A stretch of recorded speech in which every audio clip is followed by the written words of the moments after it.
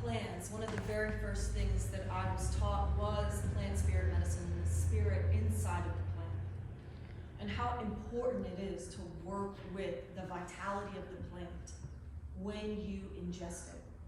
So in looking at that, making our own medicines from Debbie's garden outside here. I see a lot of medicines there. And trusting the people that have come before us, who have also trusted their innate wisdom to make these medicines, and their intuition to guide them to which plant to use. There's so many plants that you can do that with, that you can use your intuition to create a medicine, whether it be a poultice or a tea or an herbal extract, that you can trust that your innate wisdom is giving you the answer, and that connection that you have with that plant.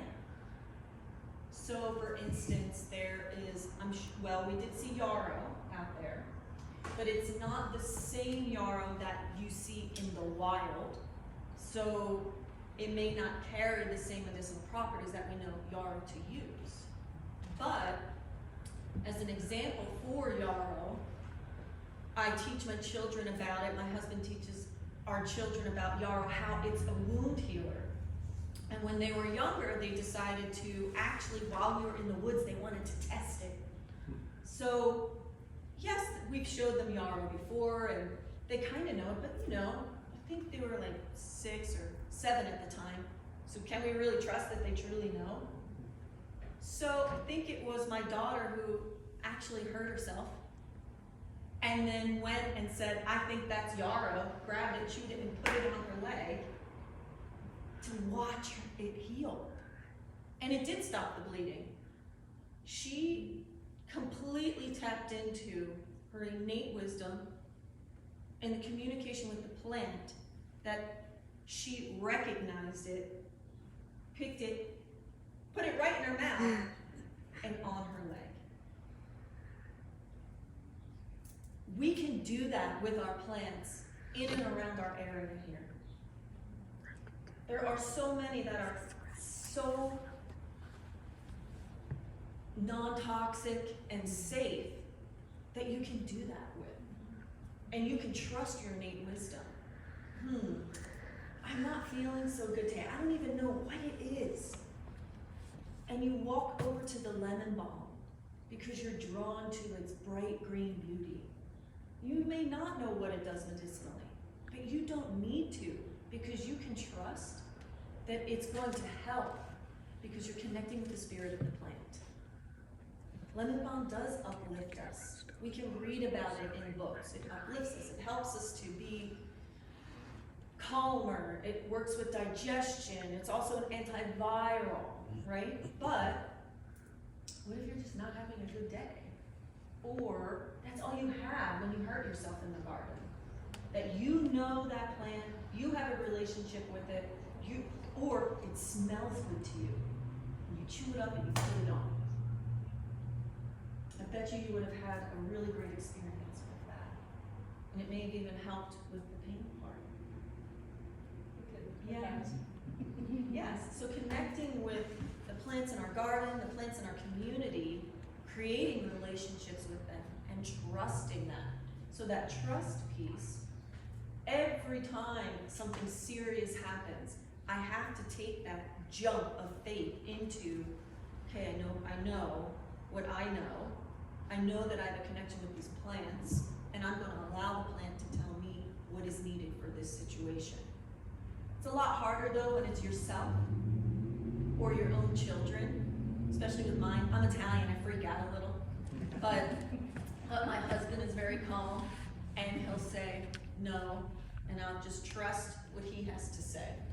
And then we discuss what we're going to give. So for instance, my son was hurt really bad on his neck with a rope. And it actually looked like he had escaped a noose. It was pretty severe. And it was children playing with the rope. And the burn was so bad.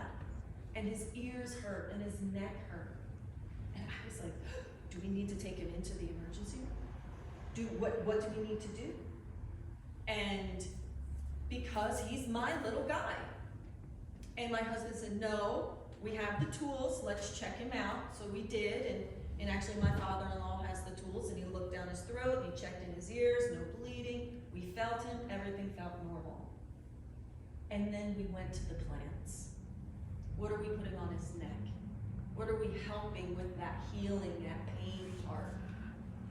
So we went to our cabinet. You may not have all the plants for what you think could use for pain, or what you think you could use for topical healing. And you go to your herbal pharmacy or to your garden, and I personally ask, who is it that I need to help with this healing? And his neck healed fairly quickly, and at the end he has just a tiny little red right here now. But it was pretty severe in his neck, everything healed, and it was just through the plants that we put on. That trust. And we did have people question about that. Are you sure? Is it okay? Yes. He's fine. Yes. He's healing every day. And actually, I think he healed quite quickly compared to maybe if he was on with some kind of cream or something else that he used. He actually healed fairly quickly with the herbs that I know that used to help heal that pain. But what came with that too was this trauma, this traumatic incident, that we also used plant spirit medicine to help relieve and remove that trauma, from having nightmares, from having other things, and helping him to clear some of that, so that spiritual healing part too. So trusting in our plants, trusting your own intuition, going to your gardens, going to your neighbor that you know that has wisdom around plants, and just stepping in front, knowing that those herbs and that plants in front of you, really, those plants in front of you, you can trust their wisdom and ask them. They'll wave at you, by the way. There may not be any wind, and you go out and you'll see one of the plants moving. That's the plant you need for what it is that you're working with. Yeah, I would encourage all of us to go out, be in nature, see what waves at you, and learn about it, because it's the experiences, the little experiences that add up to this confidence when you do need it. Just like, Carrie has a lot of experience with yarrow specifically, but still needed that reassurance, the confirmation that she was doing the right thing. And, we can call upon each other. I like to talk with my hands. No, it's okay. It's needed in the trauma piece. You have to, process that. That's kind of why I encouraged us to change the topic from where we were headed to this piece, because it's been so profound. I feel like it's been this journey for all of us, being reminded of how amazing our bodies are, and also how we rely on each other. And so Laura owns Tendrils Herbal Apothecary. I'm a naturopath. My clinic is here downtown. And Carrie does craniosacral and another therapy called ZB, zero balancing. So would you like to share a little bit about that? Most people have a little bit of familiarity